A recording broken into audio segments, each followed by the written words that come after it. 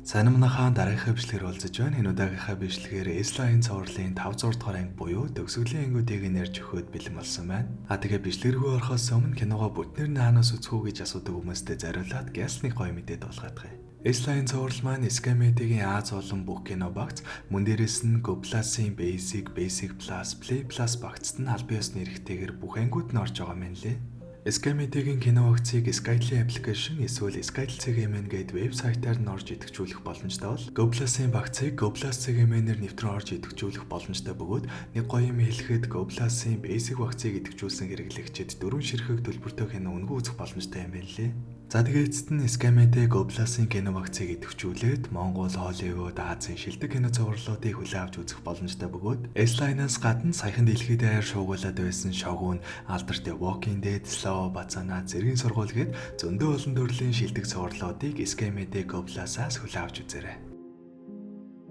За өмнөх анги дээр нүдний шилтэй болж чадсан мөрдөгч маань ажил дээр ирчихсэн хүн болгоныг ажиглаад л байж байтал Соногийн сургуулийн нэг охин хүчирхийлд өртсөн талаараа мэдэгдэхээр хурж ирж байгаа кино маань эхэлдэг. Үүний дараагаар мөрдөгч маань Соnog ирэхээр очих үедээ нэг зураастай гэдгийг нь олж мэдээд хамгийн ихэнд нөгөө эргэж байсан залууг нь тэр зураас нээсэн байж магадгүй гэж бодоод ялгсан ч нөгөөх нь биш байж таардаг. Тэгэхээр нь өөр найз залуутай байсан эсхийг нь асууж үзтэл яг найз залуутай байсан үгүйг нь бол сайн хэлж мэдэхгүй юм байна. Гэхдээ нөгөө ангийнхан дээрлэгдэг байсан охиноос ч илүү нэг хүнийг үзэн ядаж үе үе ямандаа хараадаг байсныг нь анзарч байсан юм байна гэж хэлдэг. За энэ хооронд манай Хянеб нөгөө хоёр найзтайгаа улмал дотнолсон байх бөгөөд удахгүй болох гэж байгаа төрсөн өдрийг нь хамтдаа тэмдэглэхээр олцгоодог.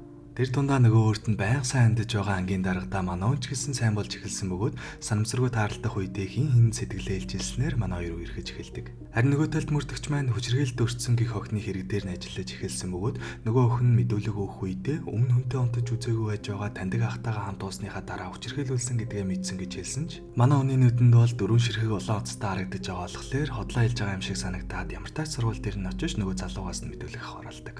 За тэгээ Соногийн сургууль дээр нь явж явах үедээ Кюжин багштай тааралдаж ямар ч улаан уцгүй гэдгийг нь харснаа манай хүн хөөхөн болцоонд өрөх гэж үйдсэн ч нэг жаахан бүтлгүй л болчихдог. Үүний дараа нөгөө хүчирхийлэгч байх магадaltaа сурагчтай очиж уулзтал нөгөөх нь огт тоосон шинжгүй тийм бит хоёр тэр өдөр манад уулзаж уусан үнэн гэхдээ юу ч болоогүй. Угаа санаад охин чинь миний сонирхол биш ер нь бол миний араас гүгээд идэг болохоор нь л тэр өдөр уулзаж жаал уусан энтергээд л өөртөө нэлээд ихтэй байдаг. За тэгээ мэдүүлгээ авчгаад гараад явж байхдаа Хяны битээ даралддаг. Нөгөөх нь мөрдөгчийг шил зүүчихсэн явж байгааг нь хараад шууд л хурж ирээд наа жилээ уртхан шиг устдахгүй бол аюултай энтергээд дуурлсан ч мөрдөгч маань харин өөдөөс нь аюултай болохоор нь сайн хадгалах гээд би зүгөөд явж байна ш энтергээд ер нь л энэ шилийг нь цаашдаа зүгээр шийдчихсэн байдаг. За үүний дараагаар с ิจ гтэн охирогч хоёр маань хоёулаа шал өөр юм яриад байсан болохоор хоёулын нэг дор цагдаагийн хэлцээр доодож мэдүүлгийг хараалдаг. Гэтэл охирогч охины хувьд тэрэг гарснаас 7 хоногийн дараа мэдэгдэж байгаа. Дээрээс нь хувцснуудаагаа гаад мессежнүүдэд ч устгахчихсан буюу ер нь бол ямар ч нотлох баримтгүй байхад нөгөө тал сэжигтний хувьд мессеж үзүүлтэл нэрэл энэ охин араас нь гүйдэг буюу тэр өдөр өөрөө ирсэн гэдэг нь ч нотлогддог. Яг охины хувьд яагаад хамаг нотлох баримтаа устгахчихсан гэхлээр анх өөрт нь ийм зүйл тохиолдсон өдөр маш их хайж шоконд орсноос болоод хугацаа алдсан. Мөн дээрээс нь ээж нь мэдлгүй хувцсыг нь лугаачихсан юм байна лээ. Үүнээс гадна хамгийн чухал нь мөрдөгч маань с ิจ гтэн охирогч хоёрын улаан утасны хоорондоо холбогдох нь үгээд артаа логт холбогддоггүй. Ингэснээр угаасаа энэ залуу хүчирхийлээгүй гэдэг нь үнэн. Дээрээс нь энэ охин эхнээсээ л өмнө хүнтэй удаж үзээгүй гэж худлаа хэлсэн. Бас хамгийн чухал нь ямар ч нотлох баримтгүй учраас энэ хэргийг хэрэгсэхгүй болохоор шийдвэрлэдэг. За тэгээ эргээ шийдчихээд харж явахдаа Хяневтэй таарлаж жаал юмэр цох үеэрээ нөгөө охирогч охин 7 хоногийн өмнө гэхтэл ямар ч улаан утасгүй байсан гэдгийг Хяневаа сонсдог. Үүнийг сонссон мөрдөгчөө маань бодол шууд өөрчлөгдөж дахин нэг удаа хэргийг эхнээс нь шалгаж үзэхээр шийддэг. За хамгийн эхлээд нөгөө с ิจ гтэн сурагчийн гэрт нь очиж шалгах бөгөөд цаг орой олчихсан дээрээс нь угаасаа зөвшөөрлгүй байсан болохоор хайлтхан шалгаад л гардаг. Тэгээд ч угаасаа хэрэг гараад аль эдийн 7 хоног өнгөрчихсөн болохоор зүртэй зүйл болж чадаагүй ч мөрдөгч маань орны хүнчлэн гэрийнхээ босод тавилгатаа ямар ч зохицолгүй байсныг анзаарсан буюу ер нь бол саяхан шинээр сольсон байх магадaltaй юм байна гэж бодоод гэрийнхэн доотлын явгийн зэгээс хайсаар байгаа толж чаддаг. За ингээд нөгөө даавыг шинжилүүлээд үзтэл дээрээс нь охирогч охины цусны толб илэрснээр с ิจ гтэн сурагчаас дахин нэг удаа байцаалт авах оролдог. Энэ удаагийн байцаалтаар хамт юм ууж байгаа дуусах үед нь гарч дэлгүүрээс шар айраг нэмж авсан гэдгийг мэдэх бөгөөд гарсан орсон цаг хугацааг нь шалгаж байгаад яг тэр үеэр нь 4 залуу зөрөөд гэрлөө нь орж явахыг анзаардаг. С ิจ гтэн санагдаад тэдний орсон гарсан цаг хугацааг нь шалгахдаа давхар улаан утсыг нь тоолоод үзсэн чинь гарч ирэх үедээ дөрвөлээ нэг улаан утас нэмээд гараад ирдэг. За ингэснээр ер нь бол бүх зүйл тодорхойлох ба нөгөө 4 чос нийтдээ нэг сургуулийн хүүхдүүд юм байна лээ. Тэгээ яг хөө бүгдийг нь авчирээд байцааж үзтэл нэг их удалгүй шууд хэрэгэ үлээчихдэг бөгөөд ер нь бол нөгөө анхны сэжигтэн чинь зохион байгуулагч нь буюу өөрийнх нь араас гүдэг байсан охиныг гэртээ авч ирж мансууруулангуудаа энэ найзуудтай зарсан болж таардаг. Зангиснэр эцэст нь Хенеби ачаар хэрэг шударгаар шийдэгдэж дууссан гэдгийг нь хэлж байтал гинт мөрдөгчийн утсанд дуудлага ирснээр Хенеби хөргөж өгч чадлагүй яралтай явахаралдаг. Юу болсон гэсэн чинь эмнэлгээс дахиад Лаовыг нь алга болсон талаар залгаж хэлсэн бөгөөд явж очоод хяналтын камерыг нь шалгаад үзтэл Лаовыг нь Соног ангийнх нь багш нь аваад гарч байгаа нь бичигдсэн байдаг. Мэдээж манай хүн чи яагаад энэ багш ийм зүйл хийж байгаа юм бол гэд гайхаж амжаагүй байтал нэг нууцлаг дугаараас эмнэлэг твтэж байгаа Соногийн зургийг төнрөө илгээдэг. Сандарсан мөрдөгч маань шууд Соногийн эвдэж байгаа эмнэлэг дээр нь яваад очтол азар зүгээрээ байх ба удалгүй нөгөө саяхан алга болсон аав нь ороод ирхэн дээр. Гэтэл хамгийн аимшигтай нь Соногийн улаан утас мөрдөгчийн автай нь холбогдчихдаг.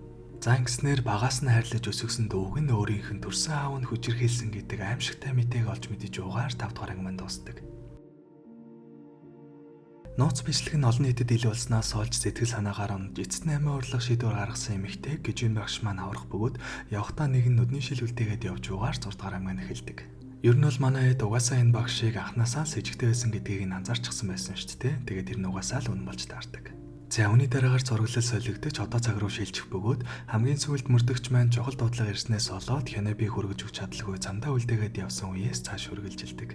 За тэгээ Хенеби маань ганцаараа үлдснийхээ дараа шинхэн найз залуу буюу нөгөө ангийн тархыг дуудаж уулзах бөгөөд шууд л надад нэг гуйлт байна хэрвээ хүсэхгүй бол татгалзаж болно шүү гэж хэлдэг. Тэрний үеийн гэсэн чинь улаан утастай олж үзмээр байна. Тэгээд миний утасны нөгөө тал нь болж болох уу гэх бөгөөд нөгөөх нь ч зөвшөөрснөөр ингээд манай хоёр хоёулаа анх удаага улаан утастай олцгоодог. За тэгээ амьдралдаа анх удаа улаан утастай олсон хоёр маань их л жаргалтай явж байтал гинт найз залуун төрүүлээж байгаараа би удахгүй өрөөд ирнэ гэж хэлээд яваад өгдөг. Гэтэл удалгүй хажуухан талд нь бөөн шүгэн гараад авахлаар нь яваад очтол хөөрхийн найз залуугийнхан дээрээс барилгын ан нурж унаад өд олчихсон байдаг. 12 цаг өнгөрөөд манай Хенебийн төрсөн өдөр нь болчихсон болохоор хөөрхийн минь гяс дэлгүүрээс бэлэн авах гэж яваад л юм болсон юм байна лээ. Гэхдээ манай хүний төрсөн өдрөөр нь дээрээс нь дөнгөж улаан утастай олсны яг араасны юм зүйл болж байгаа нь тохиолдол биш. Энэ бүхэн надаас л боллоо гэж бодоод Хенеб маань өөрийгөө л буруутгадаг. За тэгээ хөрхийн Хенеб маань уулзсан сууж байтал гинт утсанд нь нөгөө далдгар найзыг нь хэн нэгэн барьцаалчихсан байгаагаа илтгэсэн мессеж явуулдаг. Манай хүн ч яхаа мэдэхгүй болохоор цорын ганц итгэж болох хүн болох мөрдөгчтэй уулзаж тусламж үүсэх бөгөөд угаасаа мөрдөгчөд ч гэсэн энэ бүхний ард хэн нэгэн байж магадгүй гэсэн таамаг төрчихсөн байсан болохоор Хенебийн утсанд ирсэн мессежний дагуу найзыг нь аврахаар хамтдаа сургууль явцгаадаг. Яваад очтол угаасаа л ойлгомжтой нэг л ангийн цонх хасаалттай байх ба нөгөө анги руу нь бараг л зэрэг шахуу орсон ч манай хоёр яг тэр мөчтөө хачирхалтай байдлаар нэгнээсээ төрчихдөг. Хенебийн хувьд ангидаа явж ороод хүлээ тавьсан найзаагаас олж хаад гарах гэтэл сургууль дотроо яагаад ч гарч чадгааргүй хязгааргүй дөрөгт орчихдөг. Харин мөрдөгчийн хувьд яг уртхан талд нь анги руугаа орсон Хенеб гинтэл нүдэн дээр нь алга болчихсон болохоор сургууль дотроо хайж яваад дээвэрлөө гараад үзтэл шаал өр ертөнц рүү ороод ирдэг. Тэнд нь баахан нүдний шил зүүлсэн цагаан уцтай хүмүүс байх ба тэдний өдөртөгч маягийн хүн мэдээж манай Гжин багш. За энэ хооронд Хенеб маань найзтайгаа дээвэр дээр гарч ирсэн ч манай хоёрын хувьд болохоор зүгээр л сургуулийн дээвэр байж таардаг. Гэтэл тэндээс нөгөө найз нь нүдний шил олчихдаг бөгөөд нөгөөхийгөө зүүсэн даруйдаа л шал өөр хүн болж хуурдаг. Гэхдээ азар Хенеб маань ноцолдож байгаа шилийг нь хагалж чадах бөгөөд яг энэ мөчүүд нөгөө найз нь буцаад хэвэн болчихдог. Тэгээр нь эндээс харуул энэ шилийг зүүсэн хүмүүс Гжин багшид овсдуулаад бараг л боос нь болчихдаг юм шиг байна лээ. За энэ хооронд нөгөө талд шил зүүсэн хэвээрээ багштай уулзсан мөртлөө л нөлөөнд нь авталгүй өдөөс нь хурган тэмцэж чаддаг ч угаасаа л нөгөөх нь бурханлаг оршихуй юм болохоор манай мөрдөгчийг ядах юмгүй л дийлжигдэг. За тэгээ яг алдгийн таваан дээр гинт манай Хенебийн орон зайд нь өөрөө ч мэдэлгүй гинт ороод ирдэг. За энэ Гжин багшийн эцсийн зорилго нь болохоор манай Хенебийг алж түүний цусаар нь тагил өргөх бөгөөд хэрвээ тэгж чадах юм бол дэлхийд ирэх бүх хүмүүс улаан утаснуудыг ямар ч шилний шаардлагагүй шууд харж чадах боломжтой болох юм байна лээ. Яг яагаад ийм зүйл хийх гээд байгааг нь бол мэдэхгүй байна. Гэхдээ л нэг ийм зорилготой байдаг. Тэгээ энэ цаан үйл нь манай хүнийг 18 нас хүрсэн өдөр нь хийгдэх боломжтой болсон бөгөөд яг нөгөө хүмүүсээрээ хөрөөлүүлж байгаад манай хүнийг алах гэсэн чинь гинт нэг хүн урдуур нь орж ирээд тотгололцдог. За тэр хүн нь болохоор манай Хенебийн ээж нь байх бөгөөд энд байгаа хүмүүстэй адилхан Гжин багшаас энэ шилийг авч ирсэн юм байна лээ. Гэдг нь ер нь бол манай Хенебийн зурсан зургнаас олж нөхрөө алсан юм биш. Нүдний шилийн тусламжтай нөхрийгөө хорж байсныг нь мэдээд тийм зүйл хийсэн болохоор миний охин өөрийгөө битгий буруутгаарай гэж хэлээд өд болдог. Уг нь ээж нь хөөрхийн минь өөрийнхөө амийг золиослон байж аварч байхад манай хүн уураа барьж дийлэлгүй зүгээр л өөрөө явж очиод тотголуулчихдаг. Ингэснээр Гжин багш нөгөө цаан хүлээ хэрэгжүүлэх боломжтой болох бөгөөд яг эхэлж байтал манай хүн нөгөө идэгрэх чадвараараа гинт зүгээр болж босч ирээд Гжин багшийг зогсоож чадсан ч харамсалтай нь аль эдийн хож унтсан байдаг. Эдгээр манай хүний дайралт багшид үхлийн шарах өгч чадсан ч нөгөө цаан үйл нь нэгэн тэгэлж гисэн л бол зогсоох боломжгүй юм байна лээ. За тэгээ эцэст нь Кижин багшийг дээлж буцаад энгийн ертөнц рүүгээ ирж чадсан ч дэлхий дээрх бүх хүмүүс LED-ний улаан утаснуудыг харах чадвартай болсон байдаг. Ингэснээр дэлхийн ертөнц тэр чигтээ өөрчлөгдөж улаан утастайгаа зохицож амьдрахаа сур аргагүй болдог. За тэгээ энэ үйл явдлаас хойш 1 жил өнгөрсний дараагаар хүмүүс улаан утастайгаа зохицож амьдрахад суралцж эхэлсэн бөгөөд соноо маань LED-ний эмнэлгээс гарч ирсэн буцаа тахтайгаа хэвийн амьдралдаа орсон байдаг. Харин манай Хенобигийн хувьд эцэст нь нэгэн энгийн хүмүүстэй адилхан болж чадсан бөгөөд нэг өдөр найз залуугийнхаа дурсгал дээр нэрх үед гинт ард нь Кижин багш гарч ирж угаар киноманд дуусдаг. Бодвол энэ дараагийн үлрэл хийгдэж магадгүй гэсэн санаал юм байна лгүй. Тэгээ хэрвээ хийгдэх юм бол тухайн үед нь ярьж л таарах байх.